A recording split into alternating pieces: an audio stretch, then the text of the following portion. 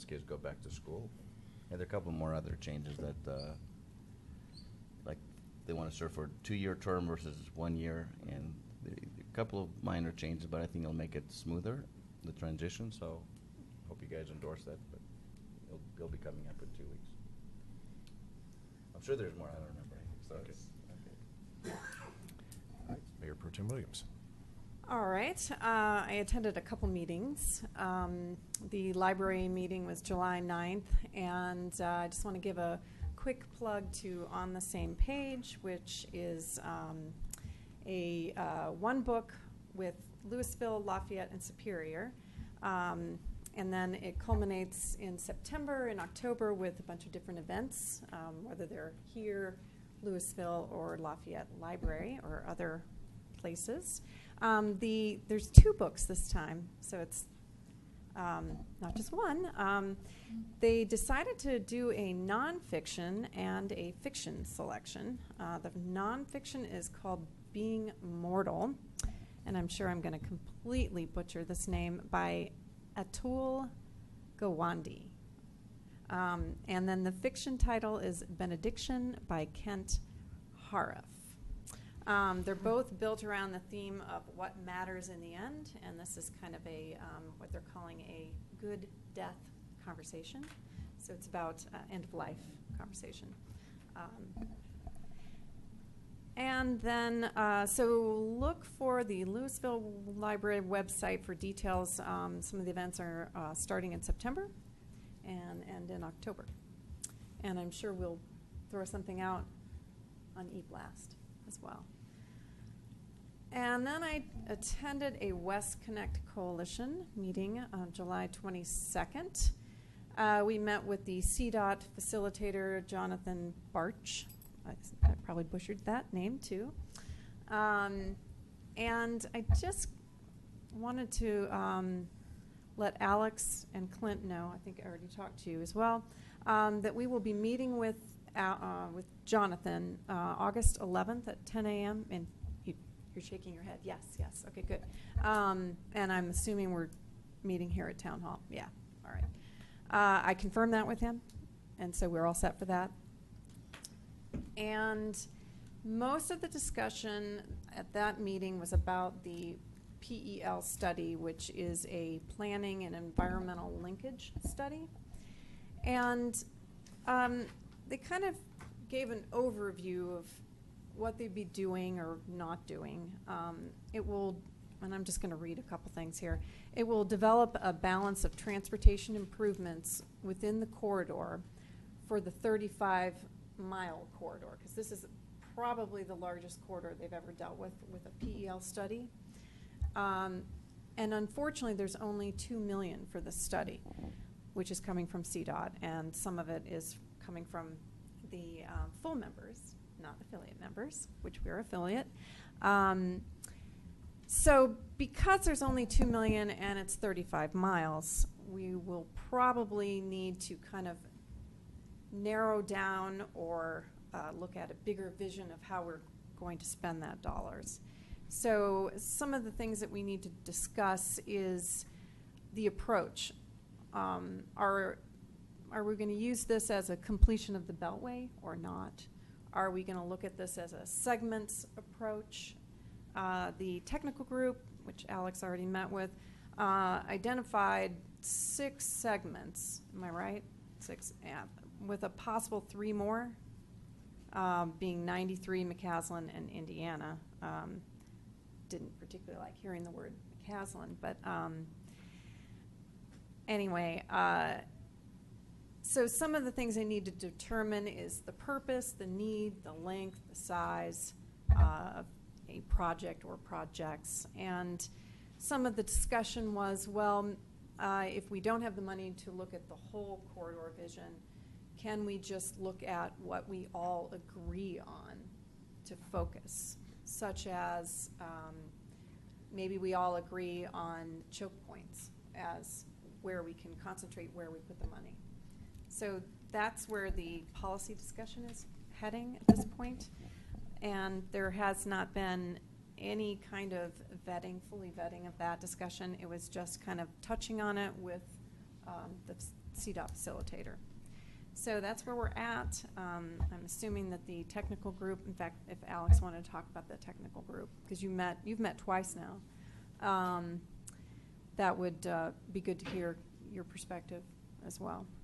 And then the next West Connect Coalition meeting is August 26th at the Arvada Center. Arvada is hosting this one. It's at 7:30 a.m. And Alex, do you mind giving a little brief? No, I think we identified corridors. We kind of prioritized things more down south rather than up north. Maybe looking at 93, improvements along 93, maybe taking the Beltway completely out of the Jefferson Parkway completely out of the picture. Don't even study in the PELs. You know, that's what at the technical advisory committee we kind of talked about that, because that's already, whatever they do on state highways, they have to go through a process anyway. Why should this study, you know, look at the Jefferson Parkway? But basically, you know, 93 and then up into Boulder and then down through Golden and then C470 were the projects we looked at, and maybe try to take Jefferson Parkway out. Well, and if you think about it, every other PEL study has studied like 36 and North I-25. Mm-hmm. They've studied existing roads, and the Jefferson Parkway is not existing. That's the big issue in this whole corridor is it's a vision Mm-hmm. on top, you know, underneath a bigger vision. Sure. And we're not there to determine whether, you know, we need that section specifically in this whole vision. Sure. They keep comparing it to US 36 and what a great coalition that was, and how, you know, what a great project that came out of it. But the road exists. So here, we're not looking at that. Right. And then we also, at least I brought up that is this complete the Beltway study, or is it really looking at north-south travel? You know, because McCaslin's one of 3 corridors in 6 miles, and we're getting pummeled with traffic. Yeah. And it's really a north-south problem rather than complete the Beltway problem. And that's my perspective. Let's wrap up. I mean, Really? Oh, okay, I Well- was going to ask one more question. well, let's. I mean, we can turn this into an agenda item later or something. But I mean, this is a 2-minute snippet of Sure. each person. And then I did want to talk about one other issue, and this is the watering of town open space. I've noticed throughout town there's a lot of marshes in some of these, you know, open spaces. There's one near my house that's kind of back behind, it's on Torrey's Peak, back behind El Dorado K-8. It has been a marsh for a long time, years, and I had asked town staff to turn off the water there for a little while. And it's now, I think it's 2-3 weeks now, I haven't watered it. It's now just starting to turn from, you know, gorgeous green to a more light and then a little bit of brown. So it's taken 3 weeks to dry that out. There's other marshes in town, or at least that's the way I see them, in different areas. And I kind of think that we should relook at how much we're watering some of these town open spaces. Because I'm wondering if it's causing stress to sidewalks, streets, and people's houses, you know, just too much water. And I think we should take a look at somehow of cutting back. And I'm hoping that town staff can kind of look at this in a analytical way. Maybe we can have that in our next meeting, because we don't have a huge agenda item, or maybe the work session. Have a report. Well, or maybe staff could just circle back with us and Yeah. give us a report on I that. would like to second that. The area, the green space above Calmonte on the other side of West or South Torrey's, whatever it's called, had been brought under control a couple years ago. We really cut back watering, and now it is just wet, and it's still being watered routinely. The problem is that water flows downhill to those foundations, and there's no doubt in my mind it's not benefiting those foundations, so I second that request. Okay, we'll have staff circle back with us on that. Okay. Any other announcements? Okay. Trustee Hanson. Good.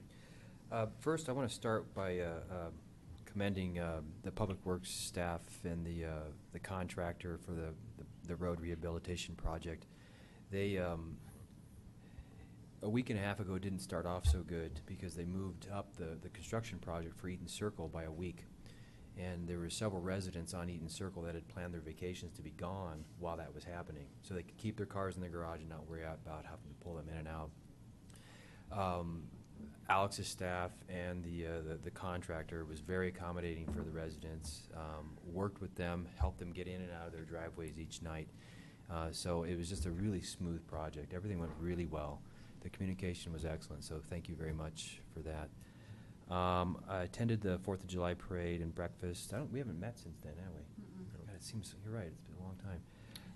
What a great event again. There was, I think, more people participating in the parade, tons of people eating pancakes and lots of vendors there, so thanks to town staff and the chamber and everybody that was part of that and put that together. It was great.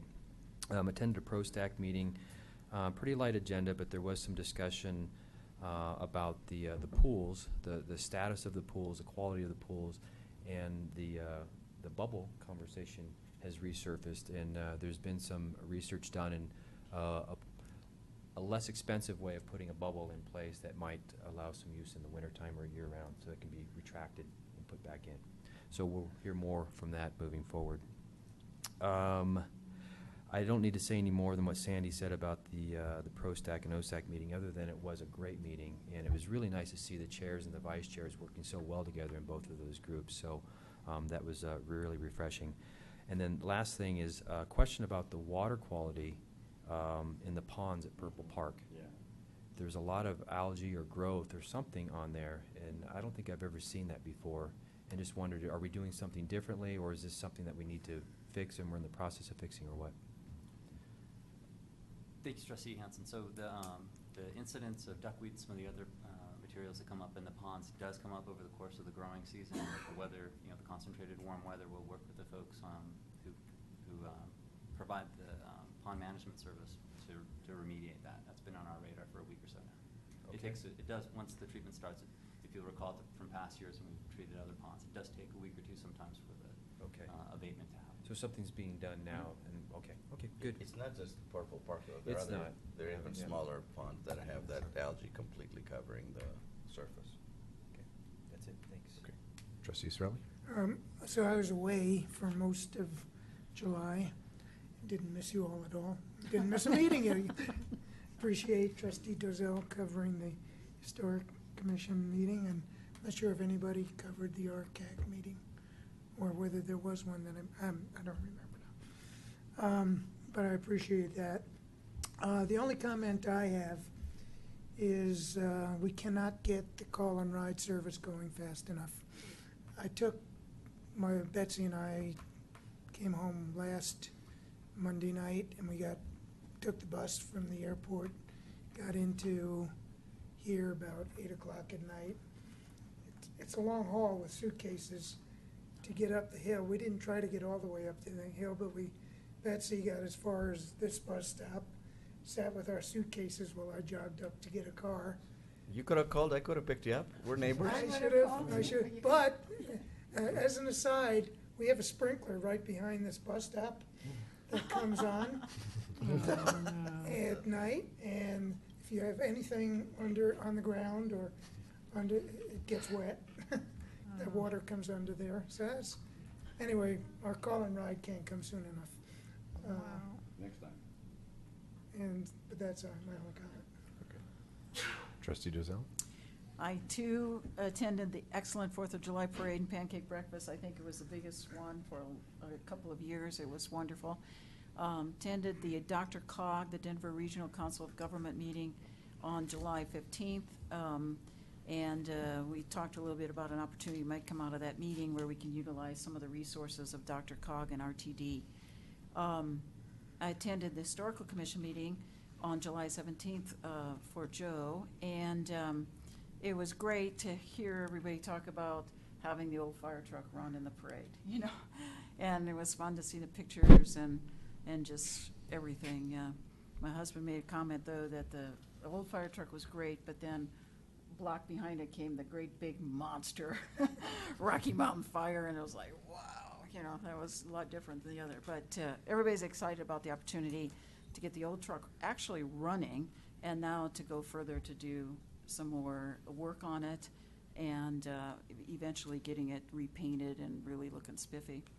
The Historical Commission expressed to me some concerns, and I'm sure they probably talked to you too, Joe, about access to the Superior Cemetery during and after the Superior Town Center construction that's going on right now.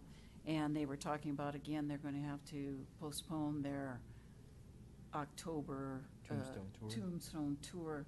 Well, we talked about possibly doing it over here in the park right here, along the creek, in the old barn, around the old barn and stuff like that. But so they'll be working on that. But I thought that was a great idea that they had about that.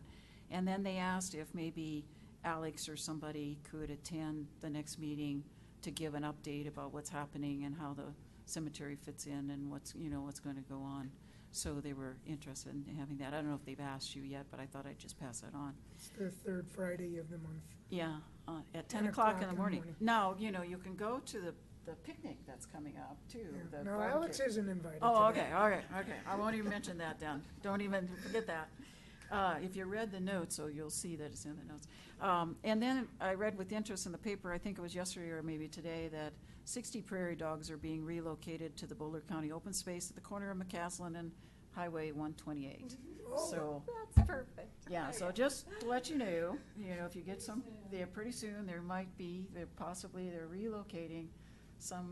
somebody is relocating 60 prairie dogs up here at the top of the hill. So, thank you. Okay, good updates. All right, I'll do my updates. On June 24th was Bike to Work Day, and that was also the grand opening of Phase 1 of the Bikeway, and I got to ride on that with my two sons. That was a great event. June 30th was an RTD event to introduce the new buses that are going to be running on 36, and that will start in January. Flatiron Flyer is the name. They're blue, and they've got a nice new bus smell, so they're really, really good buses.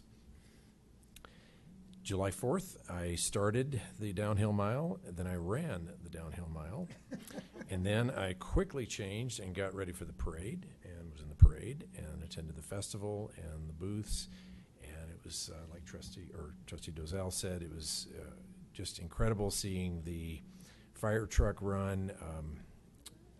Miss Gladys Forsey got to ride in the front seat with the driver, and that was great, and the Historical Commission in the back, so it was, Who it was was just... the driver?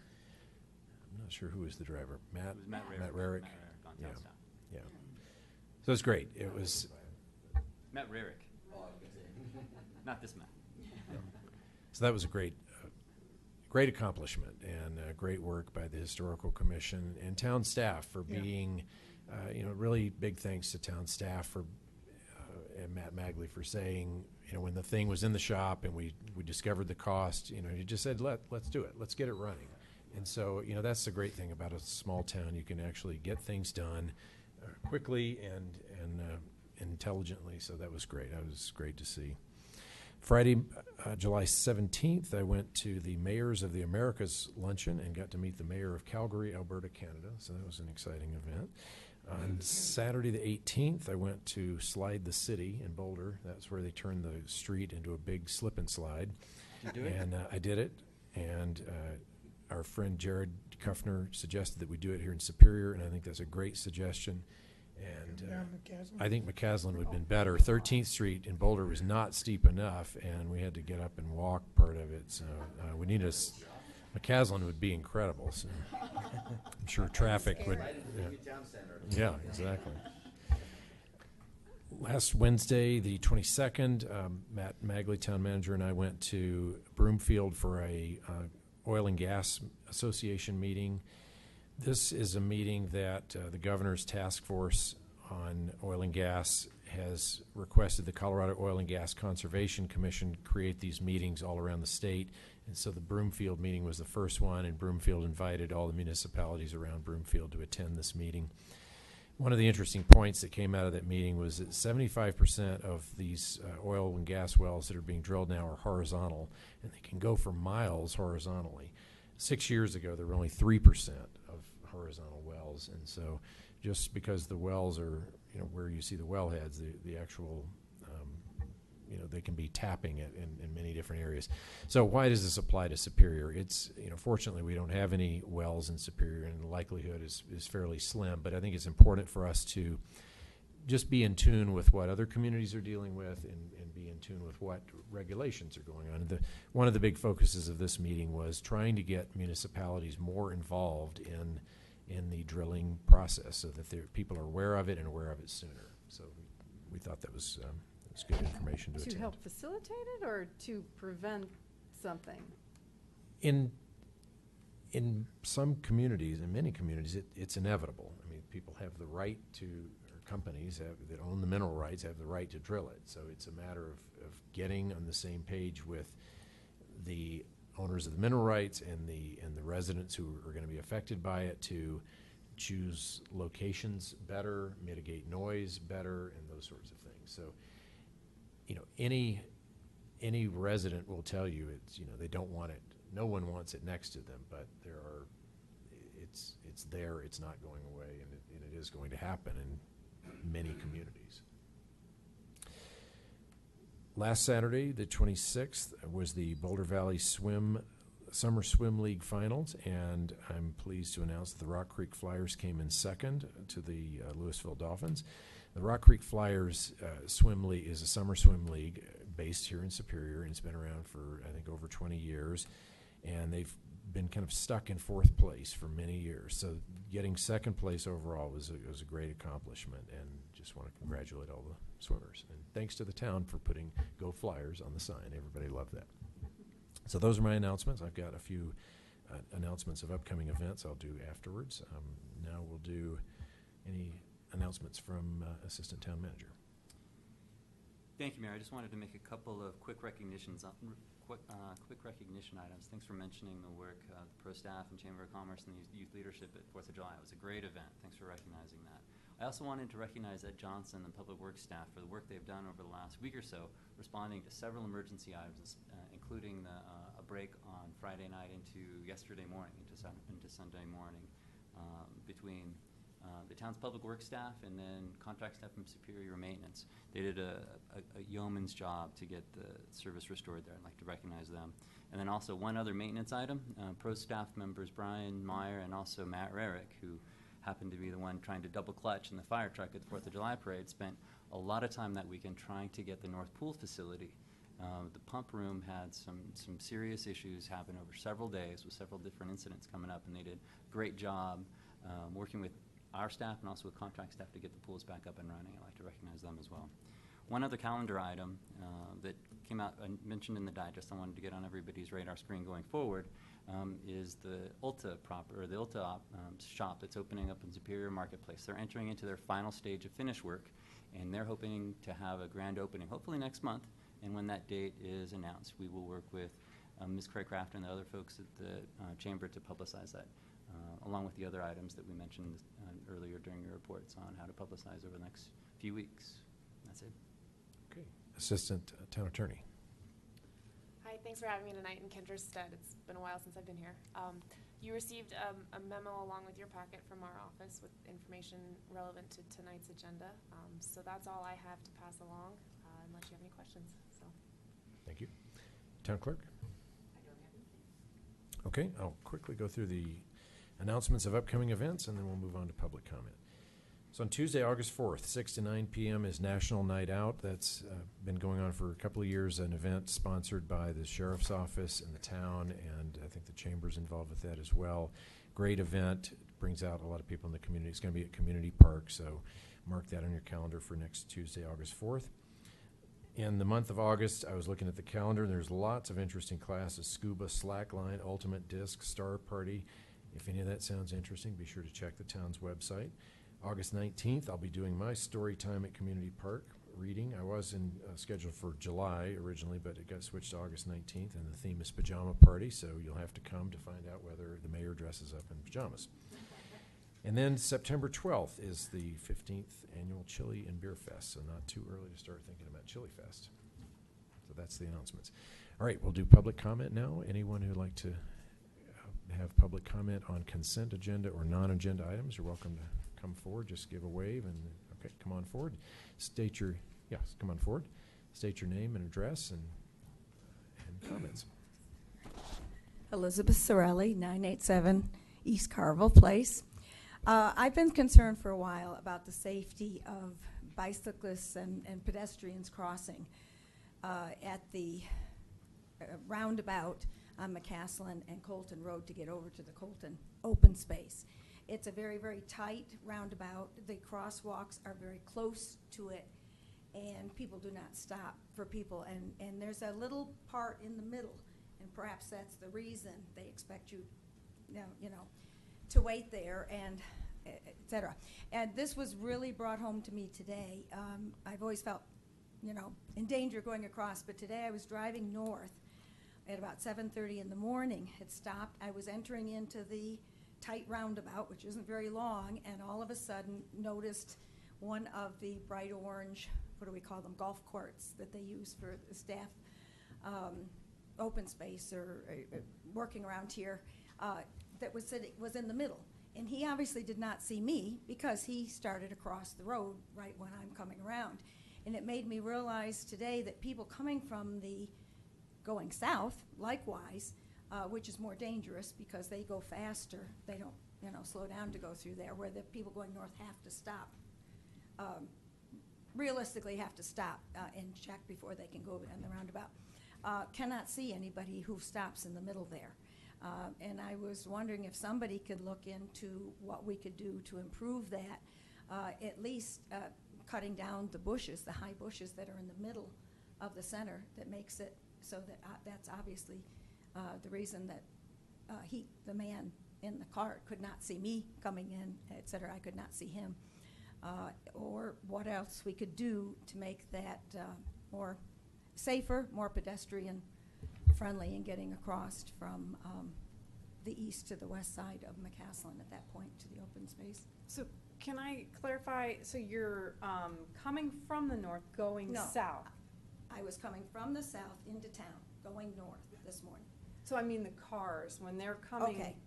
from the north going south, they have difficulty seeing. Is that what you're saying? I think it's both ways. I never You do. realized until this morning. I thought I was just, all of a sudden you're sitting in the middle and cars are coming around that fast and nobody stops.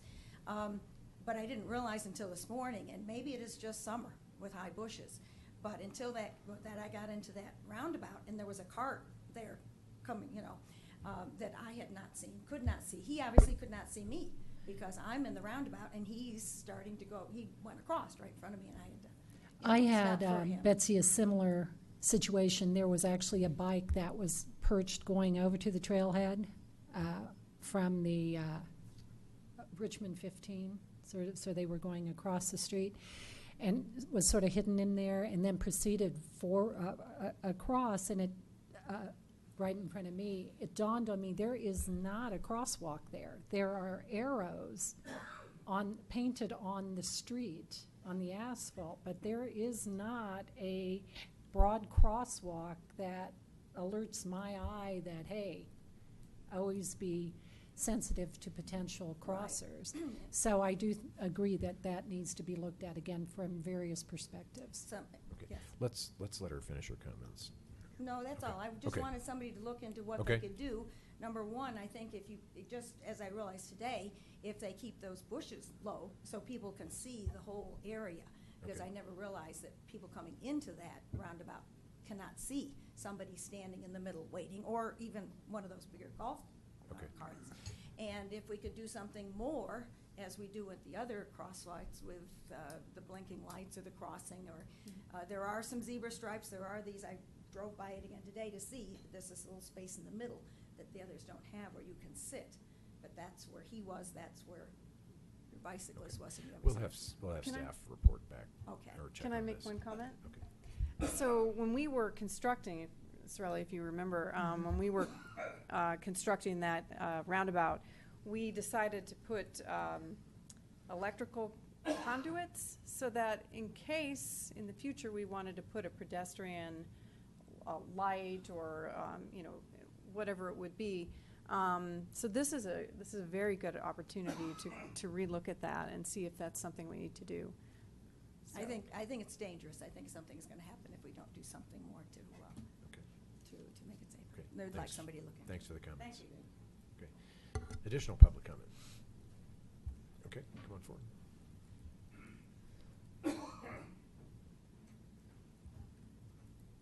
Brian Hill, Kyoto Lane. Hey, I just wanted to give some kudos to staff for what I call the Allison James project. I've seen a lot of innovative ideas for leveraging existing town assets, probably low-cost ways of getting the public and kids involved, whether it's a bug hunt or a bird watch or tree climbing, low cost and still fun to do. On the transit-oriented developments, just a little concerned as that planning process unfolds. What is that going to do to the BRT station access, whether it's call and ride or it's parking? I know you're in the preliminary throes of this, but you know, I'm just concerned that I see that parking lot get pretty filled up now. I'm just kind of curious when BRT gets in full swing or the tolls get really high and people ride the BRT more, that people are going to be able to use that bus service easily. And then on agenda item 12E, if there could be an opportunity for public comment after the discussion, Sure. I'd appreciate that. Thank you. Okay. Thank you. Additional public comment? Come on forward.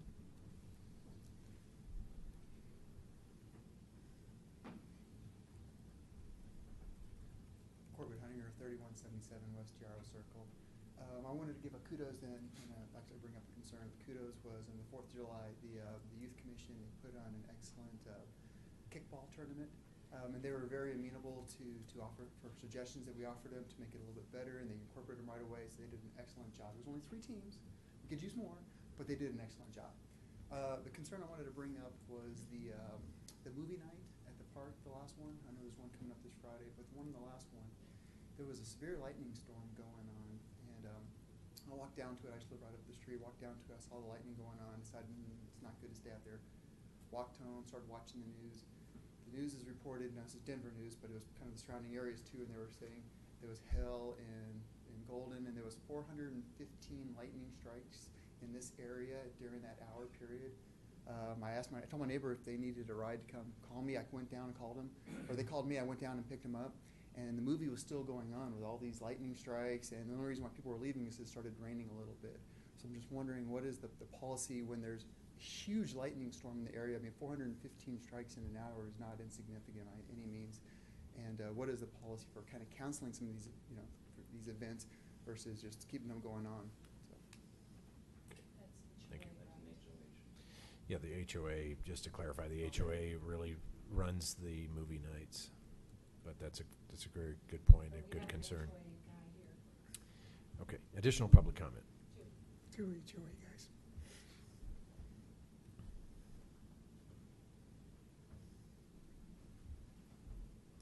Jim Payne, Clayton Circle, member of the HOA board. I just would add that we have a meeting on Thursday night, our board meeting at 6 o'clock. So if you'd like to make that statement there, but we'll relay it. John Eckhart is on the board here also. So we'll make sure it gets relayed to the rest of the board. Thanks. Thank you. Any additional public comment? Last chance. Okay. One thing that I would say is that the movie nights are great, but every summer there's a 50-50 chance that weather phenomena may alter those movie nights. It happens every summer. So, but safety comes first, clearly, obviously. So, Very true. Okay, agenda item number 11, presentations, Town Center update.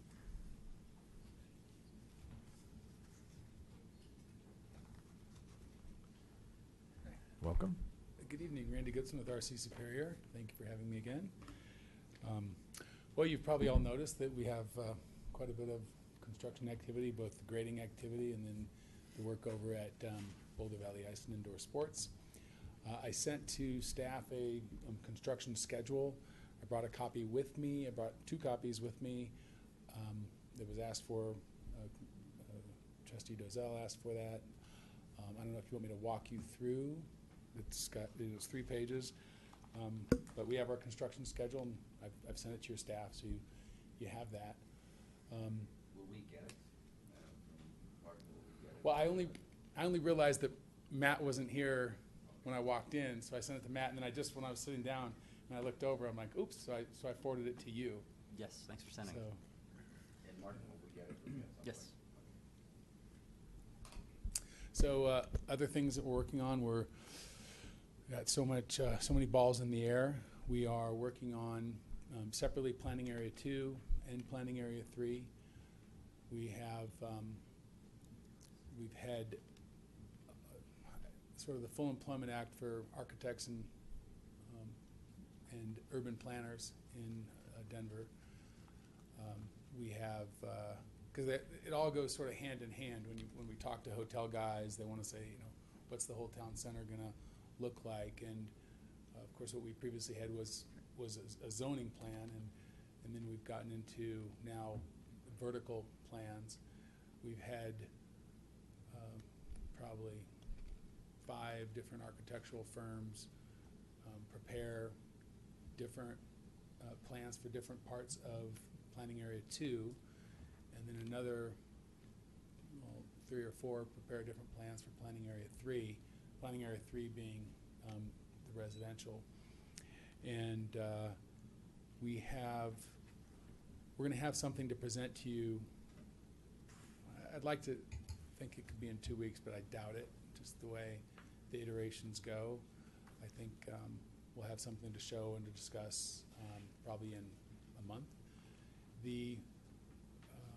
What we're working on is a combination site plan for a retail hotel office block, and we have some exciting groups interested, and I hope that advances. We have 4240 doing the plan for that particular block that would have probably 2 levels of subterranean parking, and then there'd be retail in front and pretty much a freestanding office building and a freestanding hotel building with around a center courtyard. So we're excited about that. That's has a couple of different options for how the civic space could be integrated, and we need to talk about that. The obvious option would be for the civic space to be sort of a level, maybe a second level in that courtyard area, and then another option would be that the civic space could be the second floor of the office building, or part of the first floor and part of the second floor.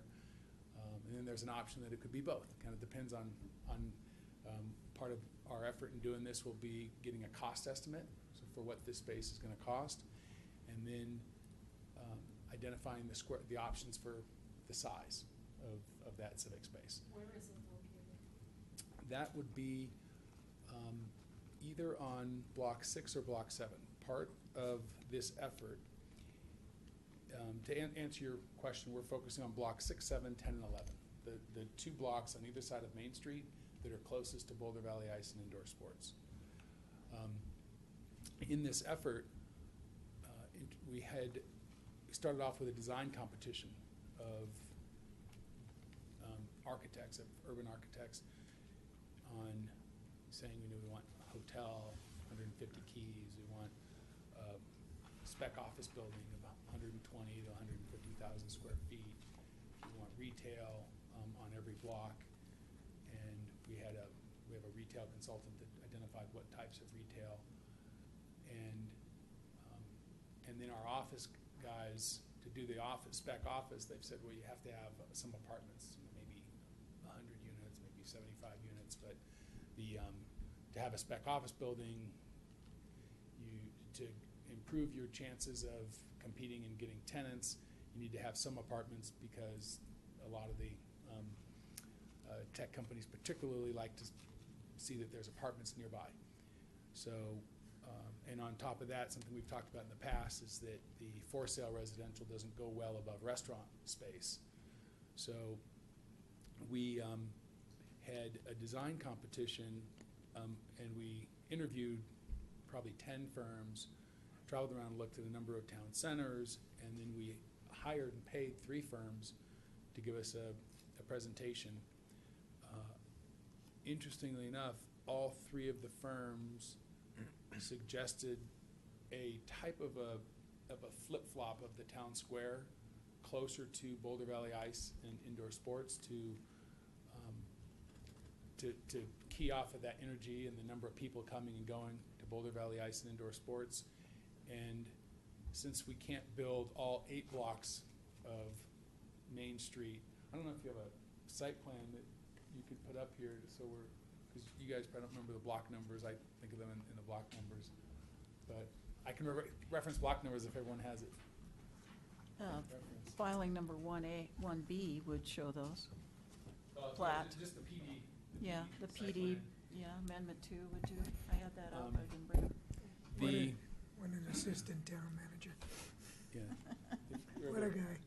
Yeah. Insistent, did you say? And so there were different sort of formats of how the town square, of what that form would be. And when we looked at just at the existing plan, and we've gone through the phasing and the construction, and of course now we know for certain that BVI's there. When we were first doing this, we were accommodating BVI to the extent they were able to be completed, and contributing money to them and continue to contribute money, but it was never certain that BVI was absolutely going to be able to pull all of their financing together. It's a lot of money. So we have received these several plans and had a lot of dialogue about how the town square, what it should look like and where it should go, and if it flip-flops. And we're really leaning towards that, and we want to present you with a comprehensive plan of what we would have on blocks 6, 7, 10, and 11, and how that would integrate with Boulder Valley Ice and indoor sports, and with the medical office building, Superior Medical Office. How's that coming along? What's the latest on that? That's also coming along. I believe they're about 40% pre-lease, signed leases, and the activity out there, I've told them, has helped them with.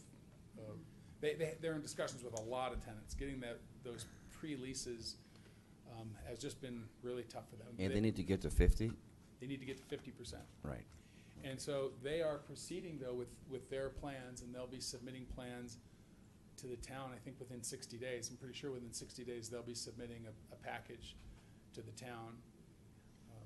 So they're going forward. There's various triggers, but they're at the point where they're going forward with their architecture and their submittal. And then they will, their plan is to not advance to construction and not lock in they can't lock in their construction loan until they get 50% pre-leasing. They're very hopeful that with all the activity out there and with 36 being sort of there being a little bit of resolution to that mess. So that's going well. So we have, what that has us focusing on is having the 2 blocks on either side of Main Street, and then Boulder Valley Ice and Indoor Sports, plus, do you have the PD, or? Yeah. If you pulled up PD Amendment 2, you'd have it on there, but I think that's the plat 2 for, there's probably a block number down there also.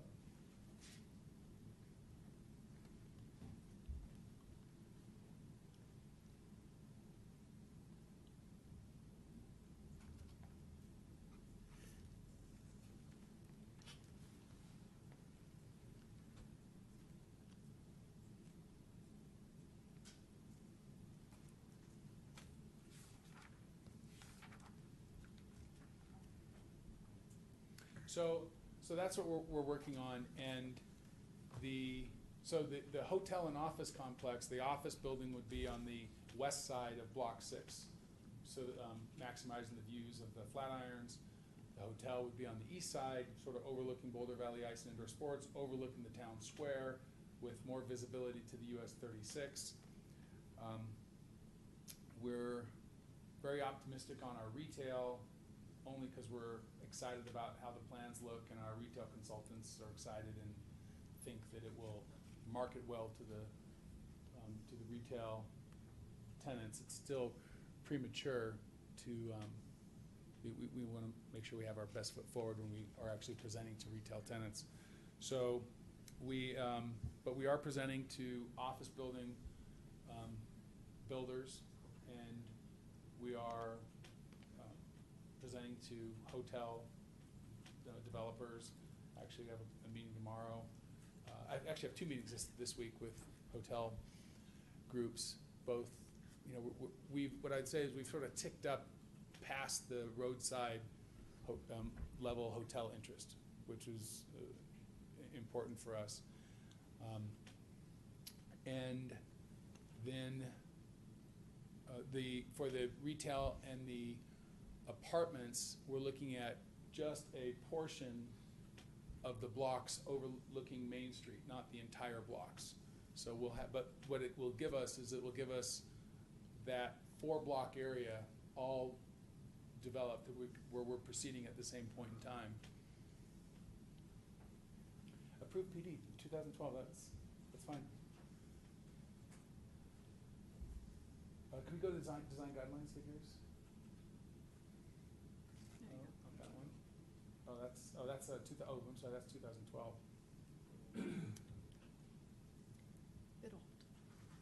It actually was on the website. It was FDP, Yeah, not our FDP. website, if you It's go to SuperiorTownCenter.com. well, it's right there. It's the plat. Yeah. If we just go to SuperiorTownCenter.com, the image will come up right away. Actually, that'd be better because that has the aerial. That'll work. This will work too. Sideways. One of Look us, wrong way. he's working. Sorry. Okay, there you go.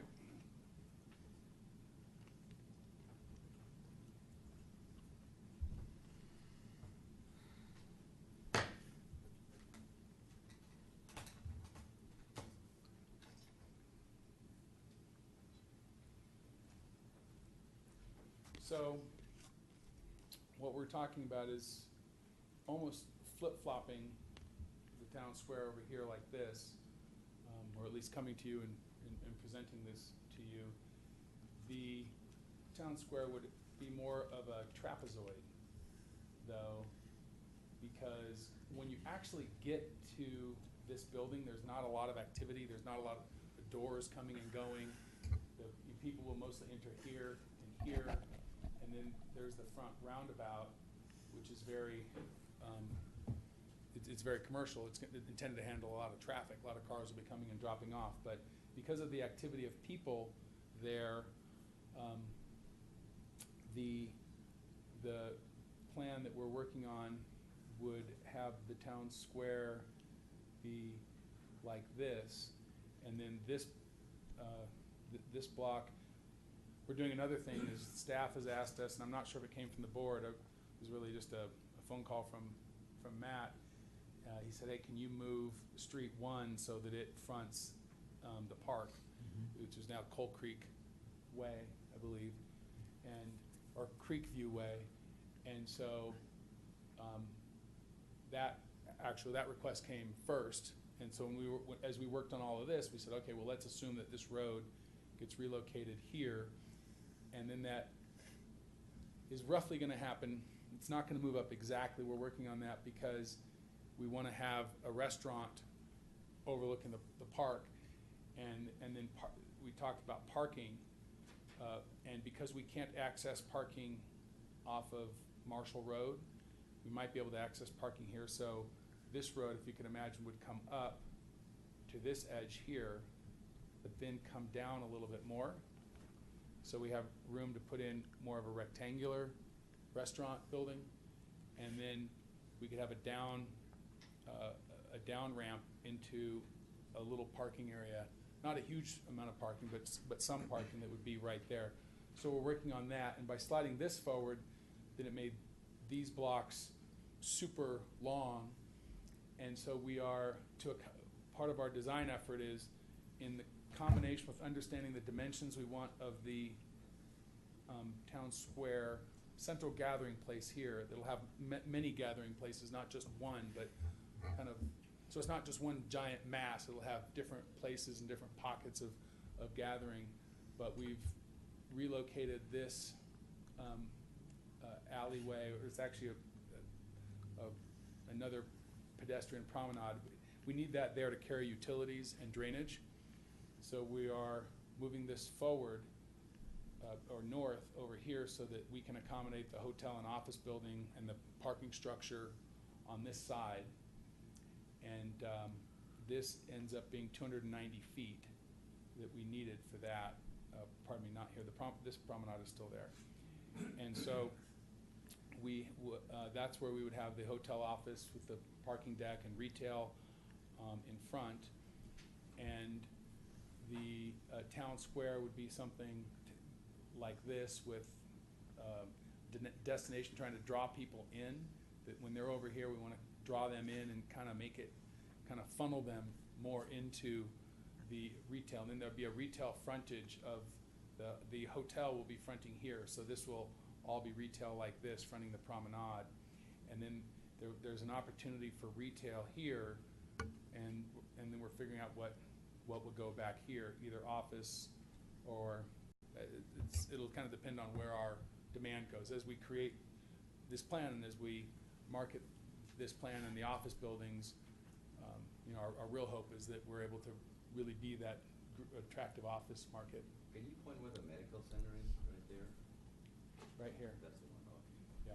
If you recall, we did a lot line adjustment, and so this is the actual Impact Sports Building right here.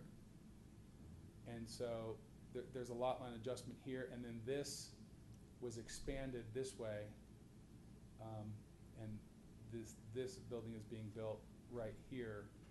And so the medical office building is here, and the parking structure to accommodate the medical office building during the day, and then Boulder Valley Ice and whatnot at night would be back here. Yes. So I'm I sorry. have a question. Yeah.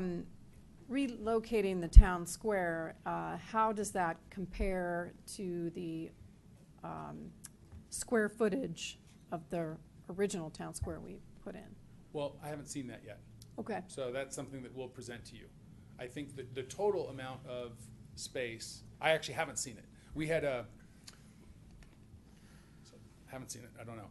But we'll present it to you and you guys will make the decision. We'll have that whole dialogue over how the plans go. So do you know, is it, the same amount of space? I think we'll have more gathering spaces and more square feet of space, but it's not, I don't think it's gonna be in one big square. It'll be like there'll be a space here, and then there'll be maybe a corner here and a corner here. This space will probably be pretty close. I'm not sure of exactly. We'll present that to you. So is this going to be looking more like a main street Yes. than it is a little town square? I think it's both, but we're more hopeful with our retail because our plan has retail on both sides of the street, and what we've, I'm kind of getting my cart before my horse a bit here because I just wanted to tell you what we're going to bring to you, and I don't want to do such a bad job describing it that you feel depressed and then when you and that you're worrying about it for the next month, but because we all of us care so much. But we do have a plan for the retail where we want the retail to look and feel like it's single-story retail with some rooftop restaurants and rooftop activities. And then we have the building stepped back from that. So, because as we looked around and we spent a lot of time at projects that let's just say aren't super successful, And we saw a lot of the retail integrated at the storefront into the building. And in really urban areas, that works.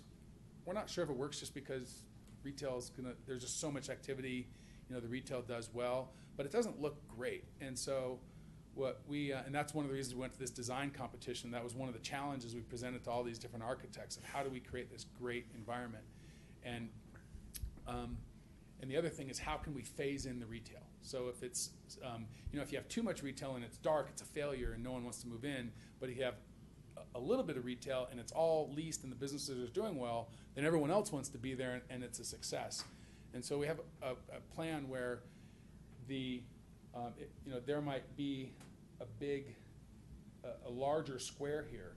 And then as we find other retailers, we'll go put in these one-story buildings out in front of, let's just say if this is a sort of a small amount of apartments here, and we build some retail buildings here, first level, and we leave this as a big open area.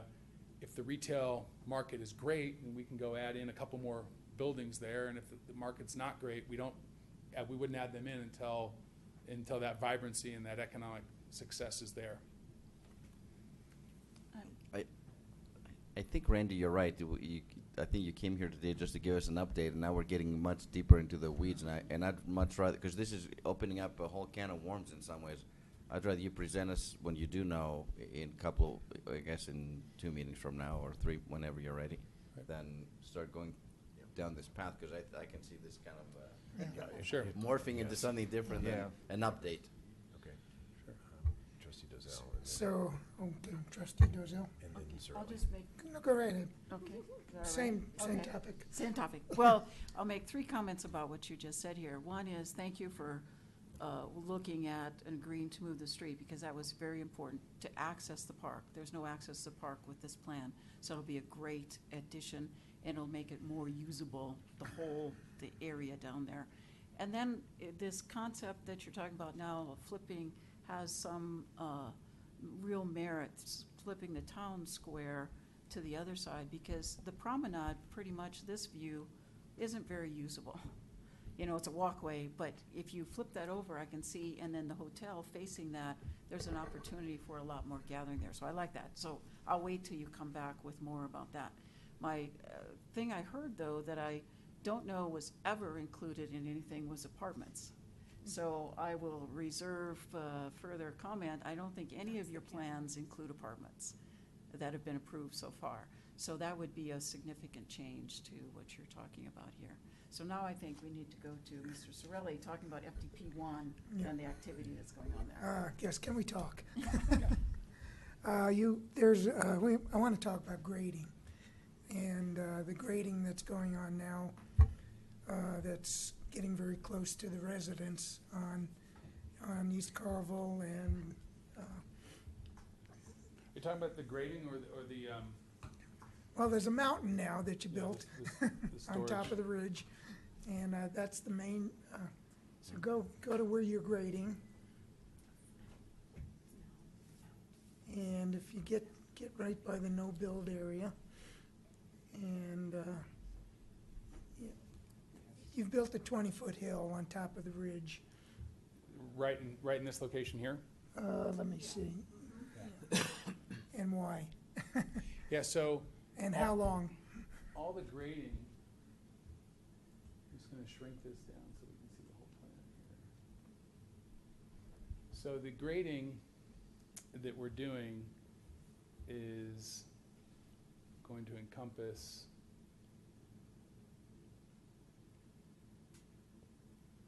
this area here. Right. So that whole area here. And this is the first area that we have to excavate and to fill. And then there is, in this location here, there's a lot of cut, deep cut, and they're looking for different types of material to fill. So under the streets, we put the best material because we don't have a chance to fix. Structurally, if your soil is not the best, you can use caissons and certain different types of foundations to make sure the buildings are structurally sound. But on a street, you really don't have that opportunity. So they call it mining soil. We're mining for the right type of soil and the right quantity of soil to put under the future roadway beds. And when you're doing that, that requires stockpiling. You dig up soil and you're like, oh, okay, this soil, we're not going to use this for a while. We have to go place it somewhere else. We have sort of two conditions there, maybe three conditions. We have topsoil that we find, and so we've been trying to give away our topsoil because a lot of people want the topsoil, and we have plenty of it. So I don't think we have much of a topsoil pile for now. We're going to get to a point in time where our calculation of our topsoil requires us to retain the topsoil we have, so we will have some future topsoil mounds for a bit of time. And then we have the clay soil that needs to be conditioned, and that's where you see the big farming tractors and the discs running through, and then the water truck spraying water, and the farming tractors continue to crunch up that clay until they break it all down to less than 6 inches. It has to be certified by the soils engineer. So we have sort of a field area where they're doing that. Then we have other types of soil that they find, and they say, okay, we have to go put this here until we can put the other soil in the right spots and then bring the soil back. So there's a whole lot of soil movement. I don't believe any of the soil is going into areas that are not to be disturbed. And if you think that's the case, if you can. Well, there is right now a 20-foot pile on top of the ridge. Yeah, right here. Wait a minute, no, where are you talking? I'm talking, go down to the southern edge of your property. Right along there. Right there, you have a 20-foot pile of dirt on top of the ridge. Right here? Yes. And that was surprisingly put in there about Tuesday, Wednesday last week. I don't know why. I don't know how long it's going to be there, but it is. Well, I'll go look at it tomorrow. It would be appreciated if it were moved. Out of all of your 80 acres, couldn't have picked a worse spot. Okay. And Is it right in front of your house? behind my house. Oh, I had a behind your picture house? I could share with you. But Okay. there's all the residents up and down there. Sure. Well, I'll go look at that tomorrow. I appreciate that. The other main concern that I heard from residents was that, I know you're using the water, and I see that being pumped out of the pond there all the time, but there's just not enough water. There's like 1 or 2 trucks trying to pour water on, and there's a lot of dust that's created. So, and I just keep my windows shut so it doesn't bother me as much, but it's bothering a lot of residents. And one day I know someone walked by with their dogs. They walk through our neighborhood a lot of people do, including Joe runs through there all the time. But even If though you I'm want to trying call it running. But, they said, what's happened? Is there a fire or something? I said, no, it's the dust that's being created by the construction. And I know you can't mitigate it entirely, but it's not being kept as wet as it really should be kept in order to keep the dust. I mean, those big tractors, and then they hook onto each other, and one pulls the other. Earth movers, they're not tractors, the earth movers.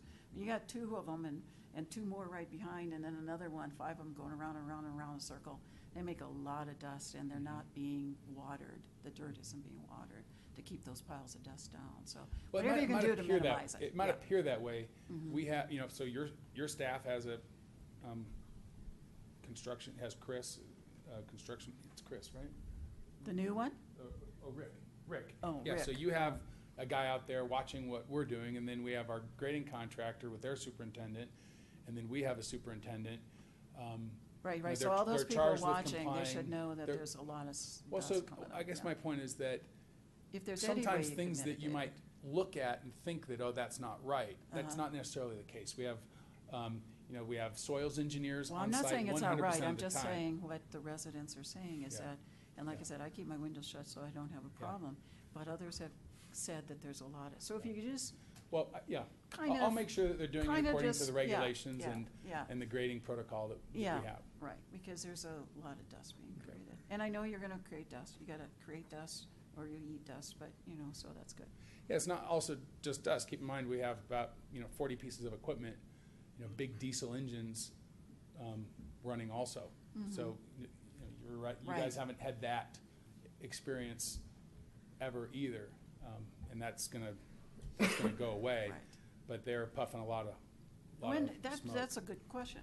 When will this all go away? What's the estimated time frame when you'll be done grading and excavating this FDP1 area? We expect to be done grading with, this is FDP1 and FDP2. Okay. And, Well, the grading your is separate. The FDP2 grading is or the separate. The FDP? FDPs are for the improvements. Yes. So the grading is, For the planning. Is say prep work. half of the project, 2/3 of the project. Yeah. And so we expect to be done with the grading.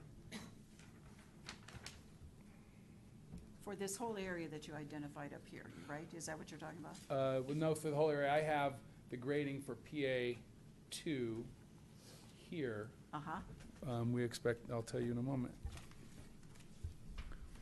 It's always the case, like, when are you going to get started? And then it's like, when are you going to be done? Just kind of round numbers, you know. I know, you said you were gonna cut the So temporary access. we're expecting to yeah, have they're the always overlap extra grading long, done but by December. That's it, By We're going By to when, I'm have the sorry? overlap grading done by December. For Main Street area, that Phase 1 FDP1 area? Yes, It's gonna take till December to be done grading? yes. So the one thing that I would say is just be mindful of the dust. There's going to be lots of dust, but actually we've been fortunate we haven't had big winds. And We did Sunday. And we've they had were a all wet on, summer. yeah. and we've had a wet summer, but Mhm. if the winds pick up, then we have to be even more mindful of that. Yeah. So far, in some ways, we've been fortunate. Could be a lot worse. So. Yeah.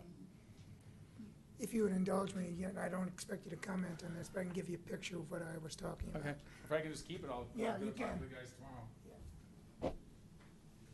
Okay, I think we Okay, got it. additional That's from my deck, which I think you've seen. comments or Okay, questions on the I'm update? pretty sure, Trustee Surley, that that pile you're talking about is right here. But I'll locate this pile and I'll provide a map to staff, or I'm happy to come by your house and. Because I think that too, because I had residents that said that their grading was going on right behind their fence. And I go, no, go out there. And I took them out in their decks even and said, no, that is A ways away. like, so the 250 feet is here, Yeah. there's, Right it's, here. yeah, it's, And- well, that's the 200, the 250 feet is beyond that. But it's at the corner of the school Yes. property, but. I'll the check into 200 this, either way, Yeah. I'll check into this. That pile is definitely Not right that at high. right at the ridge where you're coming up on the 250 Okay, feet. That's, okay, I mean, that's my view of the mountains. okay, Used to be my view of the mountains. okay. Well, I'll check it out tomorrow. well, yes. Okay. Anything else? Okay. Thank you very Great. much for the updates. Thank you very much. All right, next on our agenda is the consent agenda, number 12. Want to discuss the pulled item first? No, 12E? don't Or we do the- approve the agenda first? Okay. All right, let's approve the consent agenda, A through G, Is there money being pulling E. Okay, so do we have a motion? I don't think so. No money being spent? So I'll make a motion to approve the consent agenda, except for item E that has been pulled. Second that. Okay, we have a motion by trustee Gregoris, second by Mayor Pro Tem Williams. All those in favor? Okay, passes unanimous. Okay, consent agenda, item 12E, adoption of an ordinance amending section 8-1-80 of the Superior Municipal Code regarding penalties for traffic violations. And this was pulled by Mayor Pro Tem Williams. Start us off. So, first of all, when you decriminalize an offense, you therefore no longer have a right to a jury trial, even if that's just to the court and not your peers. I understand that. But what I'm curious is, why would we do that now? I mean, we've been working in such a way that this hasn't been an issue. So why is it an issue now? And do we have any data on other municipalities and what they're doing? And does this streamline a process? Does this help expedite, I don't know, the people through and the money through? What are we talking here? This is, it seems like it's unnecessary. So I'll start. Trustee Williams, or Mayor Pro Tem Williams, the town's municipal court is run this way as an operating practice for many years, and the only change is to actually codify it and do what the majority of other municipalities across the state are doing. So we're, in a sense, catching up and codifying what we're doing already as a matter of business. So what's our practice? Our practice is to do exactly what's described. So in has the that been the memorandum. practice? And Yes, been the that practice. has been the So we're practice. just making it- So do we have any data on all this? That we can at least see, you know, has anyone asked for a trial? Has, what? Jury trial. Well, it's not really a jury. It's- So it's a trial of the court, basically. Well, it's you're a- gonna have it- two. You can request a jury trial right now because it's criminalized, and the maximum penalty can involve imprisonment. That's what they want to take away for a certain number of these offenses, so you can't request a jury trial, just a trial by the judge. Well, He judges your jury. so what I would like to know is how many people do request that, though, We haven't had a jury trial come up. ever? No. Okay. So I don't know. I don't see the reason to do this. If we're actually, the practice is what we're handling as it is, it kind of takes the right of the individual away, or at least some of their rights. So, I mean, I see how it helps the court and how it would help the town, but I'm not sure, if no one's taking advantage of it, I'm not sure that's necessary when it takes away the right of the offender. I kind of see it the other way around, actually. We're making the offense from a potential 6 month in jail for just a traffic violation. We take that away, so I think it's in some ways it's protecting our residents. We're basically codifying, like Martin said, we're already I see a putting lawyer this. trying to talk. Okay, there's a lawyer.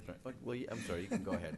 You can enlighten us, and then we'll. I'll just add that Please do. the distinction of the changing the penalty is what makes it's the jail time on or off the table is what triggers the right to a jury trial. So by changing the penalty, you're not correctly, you're correct. You're not taking away a right because the right is not attached to the new penalty.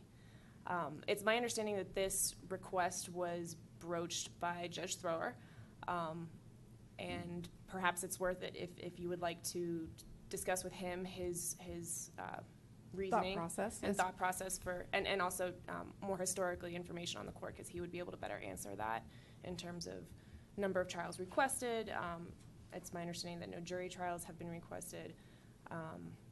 But again, at the end of the day, the change in penalty is a policy decision that's in your court, so to speak. So it's the judge, I understand, who broached the change, and ultimately it's a policy decision for you guys. So let me just ask this. Why change it when your operating procedure is going to be the exact same? I would submit that that's a question for Judge Thrower then. And, well, and the way it was presented is just to make the practice more consistent with the law. It's like, why do you have a $10,000 penalty if you only assess penalties routinely 10? And it doesn't, just to clarify, it doesn't reduce all traffic violations down to the $4.99 max penalty, no jail time. It leaves the most egregious offenses, including reckless driving, insurance violations. Those kinds of things are still subject to the general penalty provision in the code, and therefore there's a right to a jury trial that would still attach to those. Let me just clarify. This isn't changing to the law, as I understand it, correct? This is just changing policy. 'Cause Correct. The law is the law. There is no requirement under Colorado law that your municipal court function in this matter. It's entirely up to the town to set its penalties for traffic violations under the code. Up to this point, it's my understanding that the penalty for all traffic offenses is what is the general penalty in the code, which is the I believe it's the $2,650 max penalty with the jail time.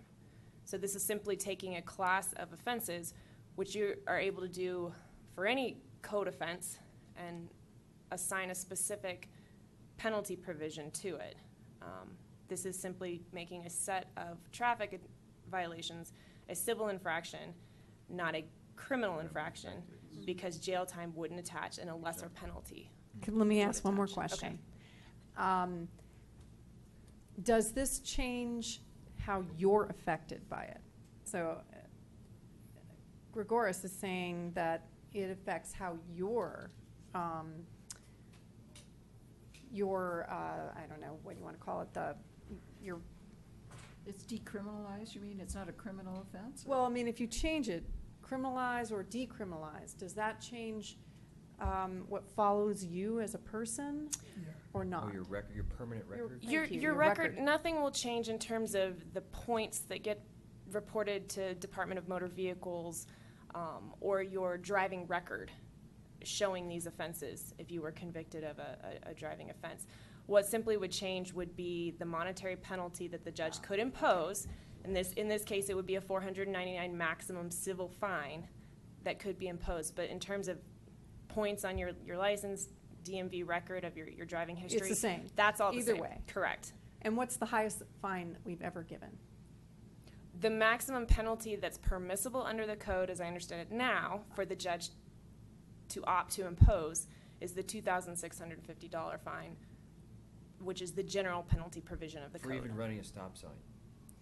Correct. It's insanity, But actually. what is our maximum that we've ever In practice, imposed? Yes. that's something that I couldn't answer, but maybe Judge Thrower or Martin, or we could get that information for you. I'd be glad to double check that, but we haven't been anywhere close for the class of infractions that Ms. Cross has identified for the stop signs and some of the other less egregious offenses. I don't think the $499 has been even broached. Okay. I'm done asking. But the fact that you can have someone put them in jail for 6 months and charge them $2,000 for running a stop sign is so ludicrous that it needs to be amended, and we need to change this, and we need to do it now. I'm surprised it's taking so long, and I'm glad to see that Sergeant Chamberlain and the judge are both endorsing it. So I'm fully in favor of it, and it's long overdue, actually. Trustee Pennington. Yeah, I'm just uncomfortable with the lack of information in this cover memo, because we've asked for a lot of traffic information over the course of the past couple of years. We hired another deputy. The number of infractions, citations has gone up exponentially. Therefore, the burden on the courts has risen dramatically. And my concern is this being recommended by Judge Thrower as a way to bring the workload in line? So I don't know. It may have nothing to do with any of this and have totally to do with just bringing in line practice and regulation. But I don't know at this point. So it makes me suspicious, because I know we're putting a lot more people through traffic court. And I can tell you why that makes me very uncomfortable. When I approved that third deputy, that's not what I thought that third deputy's job was going to be. But I'm not going to rant on that right now. But I would benefit from hearing the judge come before us at the next meeting. There's no rush. If this needs to be done, there's no rush doing it in 2 weeks versus doing it tonight.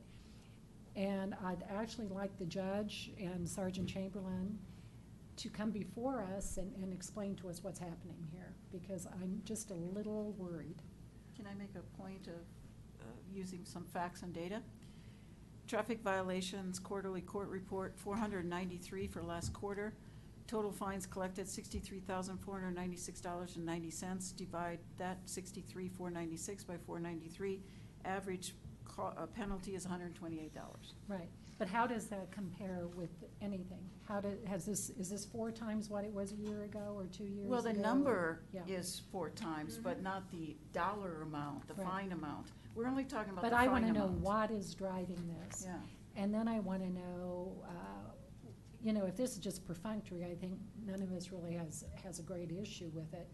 But if in fact our court has become overburdened, and if our court is trying to find ways to work with its current court schedule and get everything done without adding another court day, these are things we need to We're know. overthinking this. Well, This is possibly. just a question, Yeah. request from the Right. judge to put in line more with the $128 fine. I don't know. So I think it's perfunctory, and as far as I'm concerned, I'm okay with it too. I think we're overthinking this, I really do. I don't know. You know. Therefore, I have to be skeptical. Okay, Yeah. trustee Cirilli. Just one other piece of this that Trustee Williams was bringing up, and I'm not sure how this shakes out, but you frequently have to fill out security questionnaires or job applications, and one of the questions frequently is, have you been convicted of a criminal offense? And if we've criminalized our traffic code, is that have to be reported? Most of those questions are other than traffic offenses, but is that determined by the penalty given, or is it determined by the maximum penalty available? And, you know, I'd hate to have people, because they got ticketed in Superior, have to report they have a criminal offense when they ran a stop sign. And They wouldn't if we But changed this is, it. yeah, this is This is changing. the other that. way yeah, around. that's what I That's would, not what where- she said, though. Well, no, But it that's the doesn't matter. traffic side of reporting to the DMV. I don't know what, I doubt you're booked and fingerprinted, but. No, what I heard was that it decriminalized it. It makes it not a criminal offense anymore, it's a civil offense. Exactly, that's exactly what Yeah. it But is. it But just doesn't creates change that, how if do we you follow answer you that in question? any way. One at But a time. but it still, you still have, it still gets reported to DMV. As a traffic As a violation. traffic violation. But it's not a criminal, Yeah. It always has been reported as a traffic Does this violation. really just, all it Right. has to do with is basically taking the right to having a jury, is that right? Which No. rubber No. stamps Reducing No. fines. No, that's I don't not think right. Judge It's- Thrower even no. thinks it that way at all. It's, Right, I don't think it's, that's the approach here. yeah. It's simply bringing the code in line, as I understand it, with the general practice of the court over the years to cap fines for certain traffic offenses at a less than maximum penalty. So right now, the maximum penalty under the code is $2,650. This would amend the code to reflect the practice of the court in setting its penalty fines for traffic offenses at a lower level. I don't know why this hasn't happened yet. I mean, I don't know what it took And- us so long. and to in get ter- to this point. Streamline the process quicker. Does That's it not make that's it- not really the issue not what we're because talking about. because if See, I no guess I- jury Let's trial let- has let's let her been finish. if there has never been a jury trial, as I understand it, in the history of the court, then we're not streamlining the process by eliminating the right to a jury trial through this amendment, if that makes sense. And And I there is like no- the idea of decriminalizing Me something too, I if we mean, I can. think, I know. I don't want a misdemeanor. Yeah, no, of Yeah, course. Okay, some trustee, people don't like that. trustee Hanson, and then let's do public comment. So just if you have a repeat offender, they still are charged whatever the maximum of $4.99 under this. But they would then lose their license and privilege to drive because they have repeat offenses. But so if you're a repeat offender, that doesn't make it a criminal offense then, does it? Could.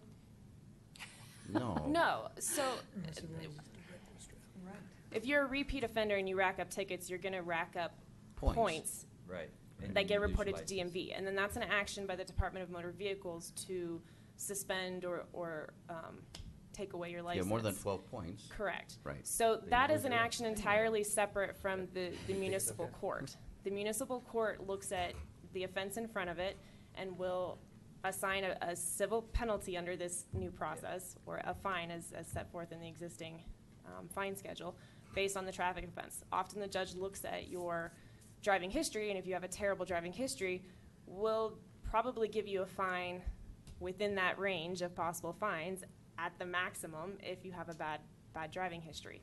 Right. But that's is separate from the points that get reported to DMV, and then the action the DMV can take to suspend your license based on your driving history. Yeah. So in Kendra's memo, she did say that many of her municipalities are doing this already. And I Right. agree with Trustee Dozell that we're maybe overthinking this a bit. And I take Judge Thrower's recommendation and Right. I It had is- no issues with it at all. It essentially takes the less egregious traffic offenses on the scale of traffic offenses and limits them to a civil infraction with a civil monetary penalty and no possibility of jail time. In which case, that means because there's no jail time on the table, it's a decriminalized offense, which means there is no right to a jury trial that attaches. So that's the portion of or the consequence with the jury trial piece. Okay, let's have opportunity for public comment, and then we can continue. Mayor, one point of clarification. Yes. To Trustee Pennington's point, there would be no operational impact to the court and how it's operating now, either in number of cases or number of fines or the resulting revenue associated with that. No operational impacts, just as Trustee Gregoris mentioned, catching up with what we already do. Thank you. And can I ask one more question? Does it help the court in any way to change this? Other than bringing the code in line with ongoing practice? Yeah, I think Nope. the benefit is consistency between what's done operationally in the town's municipal court and then what's codified in the Superior Municipal Code. Having a bridge between the two is sensible. Yeah. Okay. Public comment?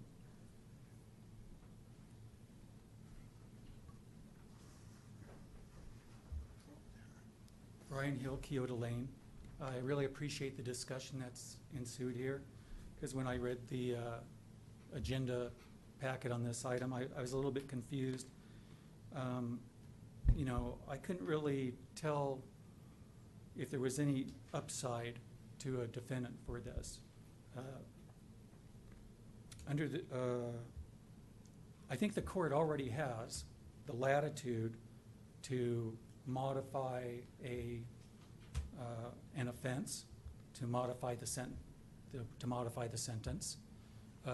It doesn't have to be a criminal offense.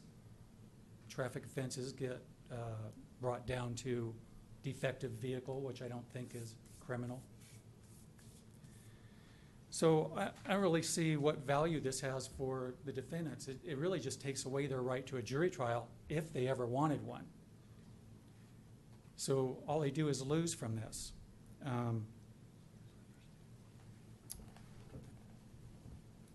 You know, I think the agenda packet also said there was a reduction in court costs, but I guess I don't understand what's going on there. If there's no jury trials, how are we reducing court costs?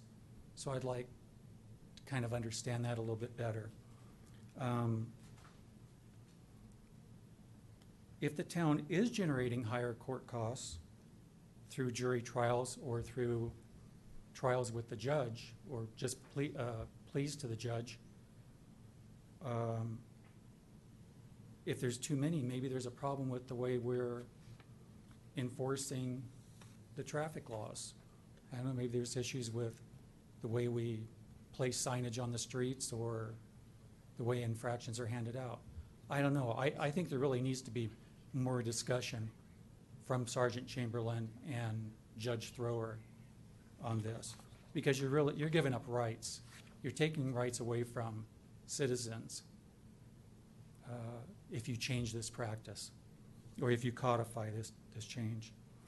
And then, you know, as the town center matures and other developments materialize around town, it's just going to bring more vehicles, more traffic, and more citations. How are you going to deal with that? Maybe you need to discuss, you know, sort of a long-term strategy for how to deal with more citations in town over the next few years. You know, I had a recent experience where I had to defend a family member on a traffic violation. And it was a very constructive experience. But I had the time to put together a defense, and that's what I presented to the prosecuting attorney before we met with the judge. But you know, a lot of people don't have the time or the knowledge, or they don't even think it'll do them any good. They may not even be aware of what they can present to the prosecuting attorney. So, you know, if they all of a sudden decided they wanted to avail themselves of that opportunity, What does that do to the court process? Is the prosecuting attorney gonna have to meet with 20 people? That's a lot of time, you know, especially if they're gonna present an argument to them. So, I think it'd be valuable if you met with Sergeant Chamberlain and Judge Thrower and collected some statistics about how the court proceedings unfold in this town year to year. That's it. Thank you. Okay, thank you for the comments. Additional public comment?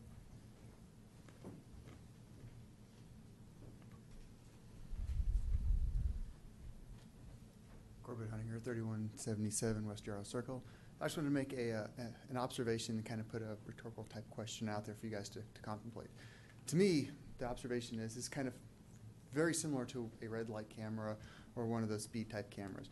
It's a decriminalized offense as well. You go through it, you get it in the mail, but it's not a criminal offense, and you know, they present, you know, your picture there, and they say, hey, we got you on camera, pay it or go see a judge. It's no different than that.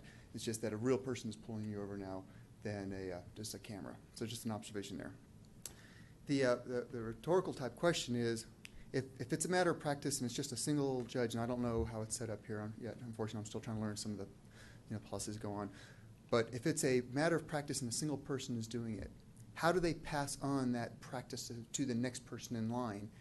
When if that's what it's meant to do is to keep these fees low and not really criminalize it, the next person in line can do whatever they want, but the intent is lost unless you make it policy. Right. So I think, in my opinion, that's what the judge is trying to do, is to say, let's kind of make it policy because this is what the intent of the court wants for not just me, but the next person who succeeds me. Thank you.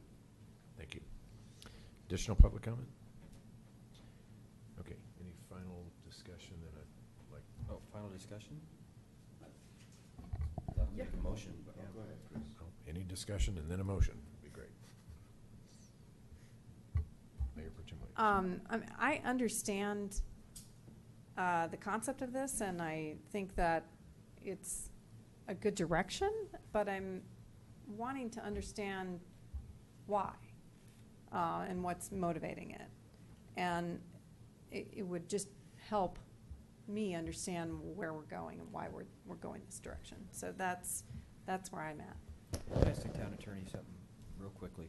Are there any offenses right now in the books that they're not criminal? That they are civil? Under your code? Yeah. I don't have your code in front of me, but How about other municipalities you might work with that you know of? I'm sure there are infractions under your code that aren't criminal in nature. Okay, so those infractions A don't, sign code violation, for instance. they don't entitle them to a jury trial. Correct. Okay.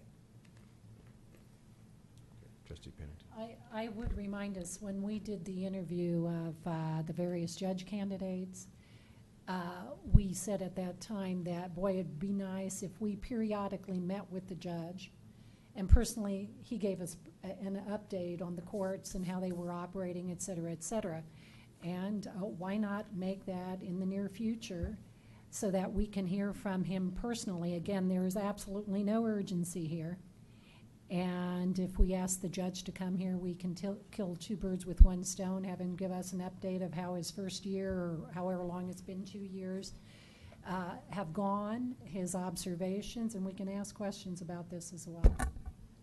Okay. I would welcome any update as well, but what I'm sensing here is we've got a majority to move forward on this, and I think that's what we should do tonight. If somebody wants to make a motion. Chris?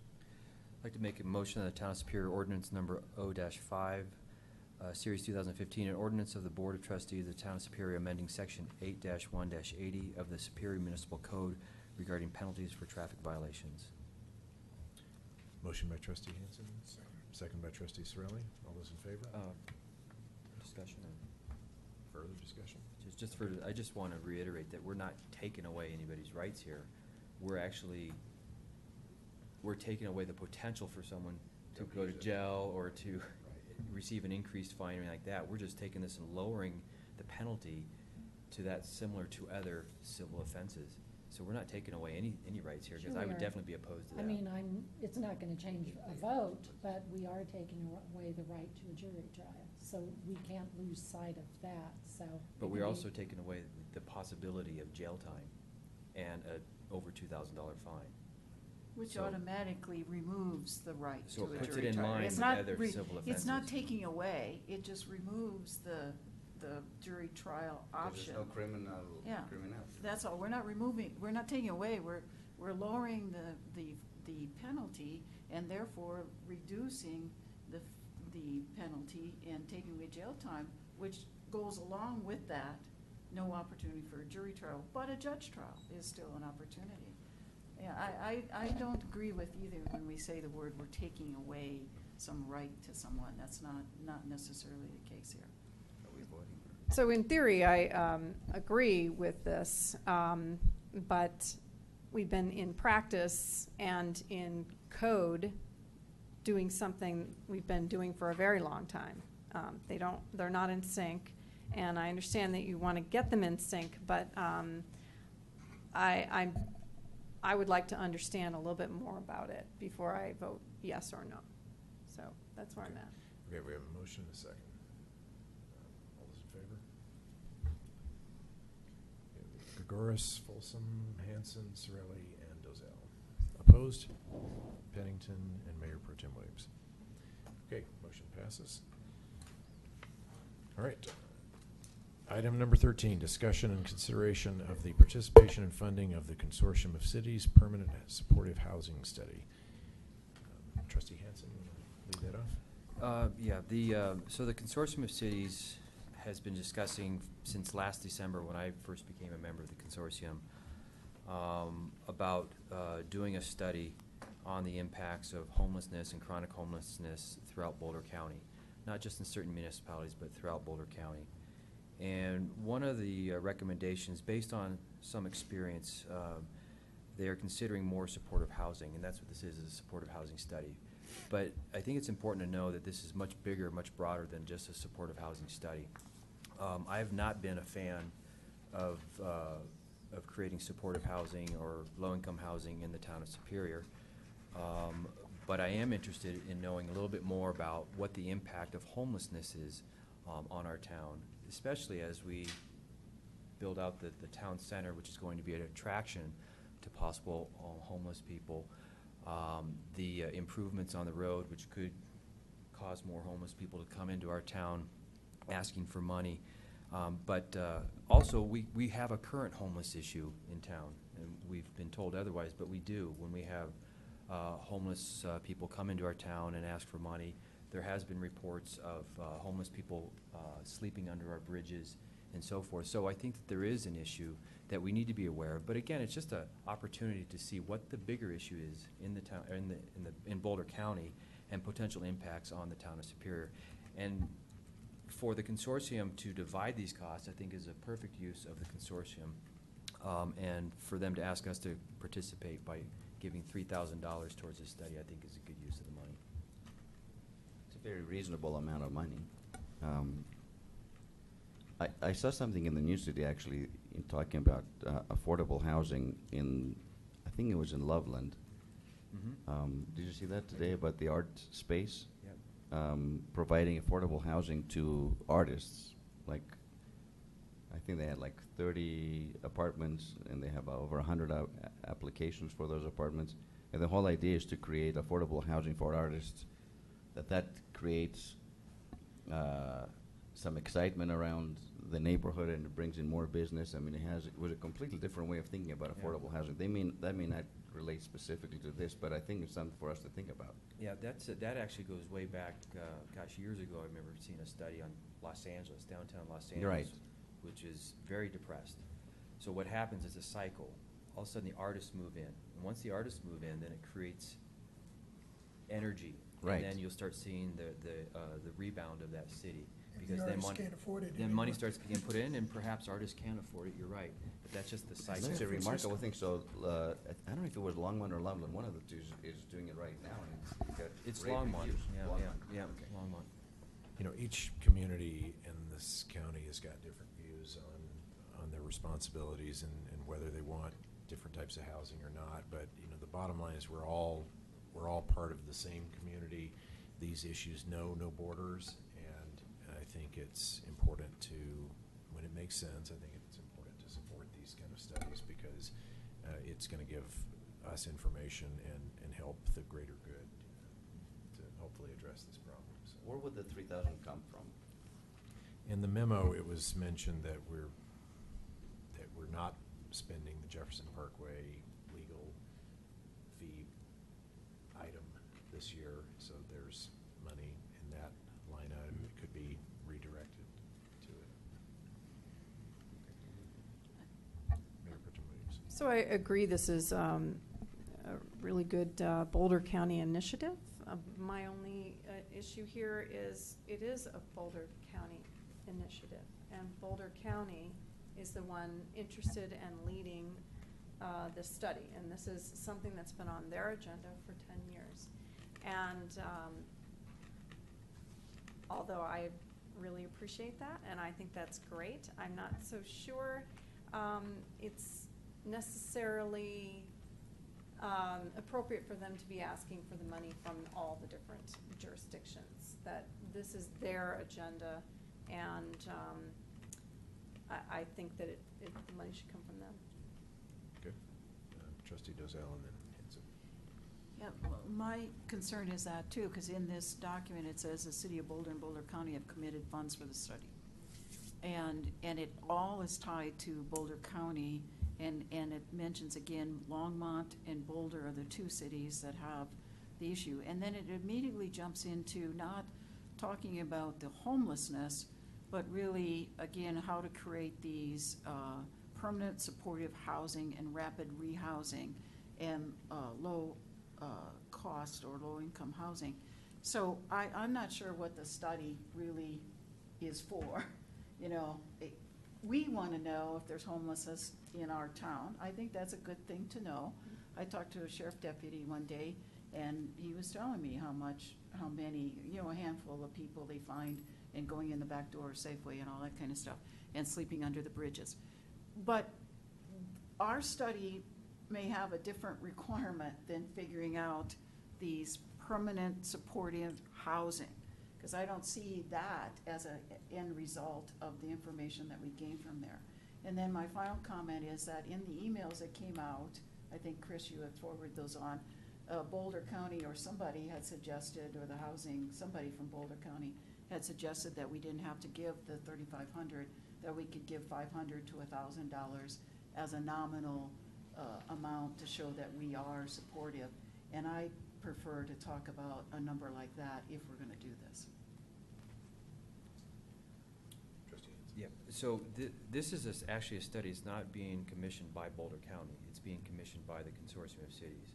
So the consortium listed, that includes several cities, and all the cities in Boulder County have asked for this to be done. So it's not a Boulder County initiative.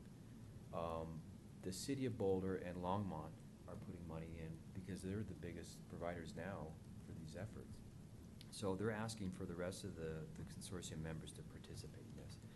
And I think it's actually a good idea to participate, especially when it's such a small amount, because there's going to come a time when we may want something from the consortium to participate in. And if we are always refusing to participate in something so small, then how can we expect the same in return later?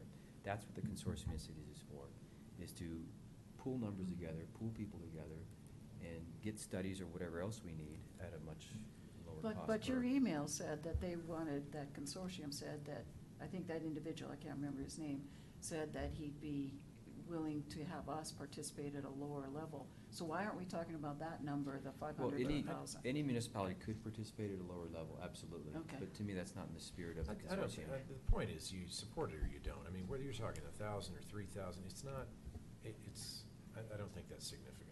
And I almost think it's more insulting to you know, throw some smaller amount than what is the proportionate share. I mean, you either do it or you don't. I'm just saying that he suggested that in the email that we all received. Well, So Has, offered up a lower number. I don't know why so. that was. Has Erie and Lyons and Louisville and Lafayette and Nederland got on board yet? The only one that I'm aware of that isn't going to participate is Erie. Oh, really? Everyone else is participating. Now, I did put a call into Heather over in Louisville to see, but she didn't call me back yet. But I'm fairly certain that they are going to participate based on the conversations at the consortium I meetings. think for Jamestown, they didn't ask them for anything. There's What I saw. 2 towns that they didn't. I mean, their population is Like 100. 250, right. So,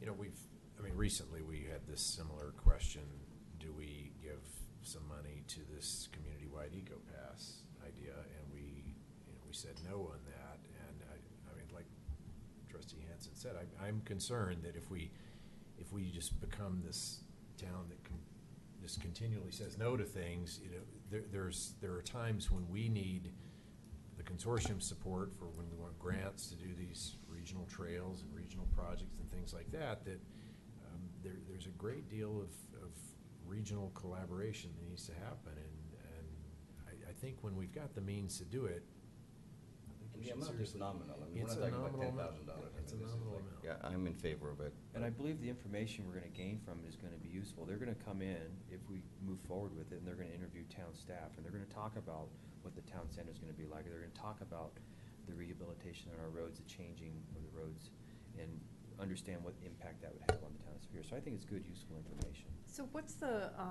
end result or the end goal that they want from this study?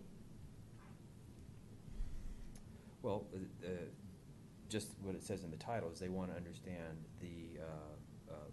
where putting in supportive housing makes the most sense based on trends in homelessness and chronic homelessness. So over extended period of time. And then how did they determine that putting in permanent supportive housing actually helps the homeless population be less? I mean, who came up with that, and how did they make that the goal or the direction? Well, I believe that's the purpose of the study, is to see if See if it is, if or this bigger, if there is a need and if this will help that. Longmont has put in, they've taken hotels that they're no longer hotels, and they've made them into a refuge for homeless people to live, mostly kids. And they're saying it works really well. You know what's really interesting? Salt Lake City is on the path to have zero homelessness by doing exactly that, by putting homeless people in actual homes or apartments, and it's a phenomenal success, which other cities now are seeking to emulate.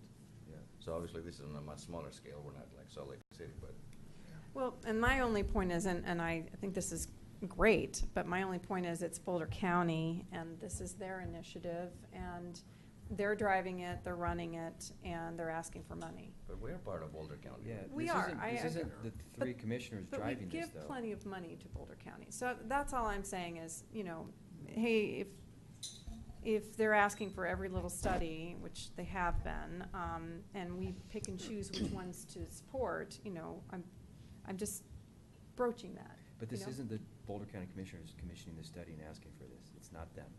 This is the consortium of cities asking for this. No, it's Boulder County. It's their 10-year plan. There's another group that presented that is talking about the 10-year plan, that has presented it and been working with the consortium of cities. Together, the consortium of cities has agreed to commissioning this study.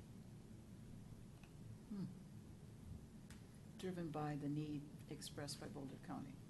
And Longmont. Yeah, and Longmont, which is in Boulder County. And the city of Boulder. Yeah, which I are mean, also in Boulder County. Trustee Pennington, and then I The, think we should. Yeah. We've wrap sort this of up. gone around what's irritating about this. What's irritating to me is that if you're being pure about the goals of your research, you don't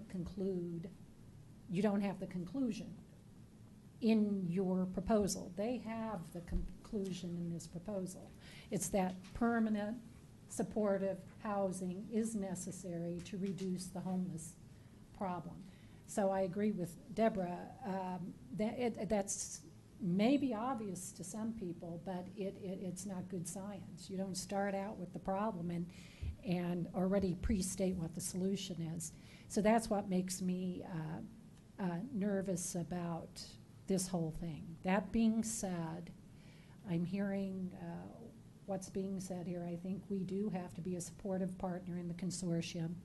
I wish the statement were not made that $500 to $1,000 would be sufficient. That troubles me because I feel like it's bait and switch.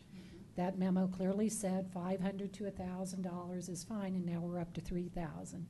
But if $3,000 is it this time, I'll do it. But I'm not happy with what I've read here about the asked and answered nature of what they're putting forth. I would have preferred the answer come from the research. Okay. Do we have, Well, I support it. Well, we're spending money, so we have to vote in, right? do we need to vote? We don't have a motion or anything. Or we No, don't it's have not a resolution. This is not a resolution. It's- No, it's just It's discussion. basically a head nod that we're agreeing. You need to do a motion so you can have a roll call vote on the money to be spent. Okay. Okay, Okay. okay. All right, let's do that. Who'd like to make a motion? I'd like to make a motion to approve the funding for the Consortium of Cities study as stated in item number 13. At $3,000. Yes, at $3,042. 42. Okay, motion by trustee Hanson, second by trustee Sorelli. Roll call vote? Olson? Yes. Williams? No. Sorelli? Yes. Dozell? No. Gagorris? Yes. Hanson? Yes. Pennington? Yes. Okay, motion passes. Anything further? I think there's something that trustee Pennington brought up at the end of the previous discussion that we had, that there has been an increase of, traffic violations, and it seems like, the pendulum swings sometimes. Sometimes we don't have enough police officers, and, people complain, and sometimes we have an overabundance of tickets being given out. So I think we need to find the right balance. I feel like it's shifted off all the way to this side now, and I think we need to rein it back a little bit, and maybe that's a discussion to have with Sergeant Chamberlain. Because just like trustee Pennington said, the idea to have a third police officer here, none of us anticipated that the point of that was that they're gonna be giving tickets like every 5 minutes. So it's gone overboard, personally, I think. So we need to figure out a way to find the right balance between the two, and we need to have that discussion. So thank you for that, Trustee Gugura. So the town manager and I, I should have mentioned this earlier, have talked to both the judge and also Sergeant Chamberlain about coming in for their annual kind of update with the board. And they can perhaps speak to some of those very specific think we need to, questions. So we'll have that on our look ahead in the upcoming months. Okay. Okay, thank you. Anything else? Okay, meeting is adjourned. Thank you.